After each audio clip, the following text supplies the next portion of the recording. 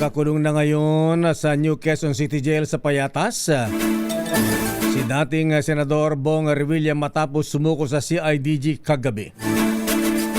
Ito'y matapos ipagutos ng Sandigan Bayan 3rd Division na manatili ang dating senador sa nasabing kulungan habang hinihintay ang resolusyon sa kanyang kahilingan na mailipat sa PNP Custodial Facility. Dakong alas 2:30 ng hapon nang dumating sa kulungan si Revilla matapos sumarap sa Sandigan Bayan kaugnay ng kasong malversation sa di umano'y Ghost Flood Control Project sa Pandi, Bulacan.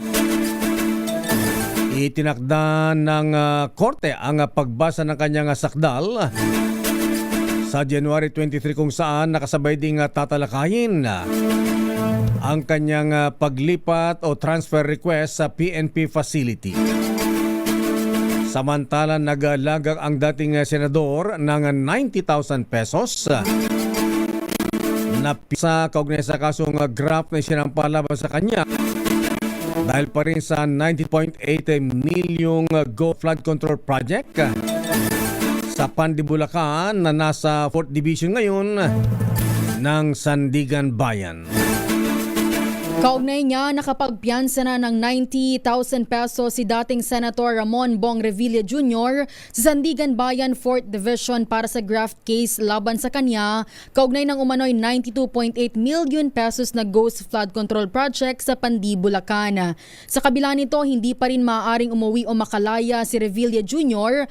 dahil ang Sandigan Bayan Special 3rd Division ang nag-utos ng kanyang temporary detention sa Quezon City Jail kaugnay ng kasong malversation. Ibig sabihin, kailangan munang maghain ng dating senador ng hiwalay na petition for bail at kung siya ay pagbibigyan para sa pansamantalang kalayaan. Si Revilla Jr. ay nahaharap sa graft case o graft charge na isang bailable na kaso habang non-bailable naman ang malversation.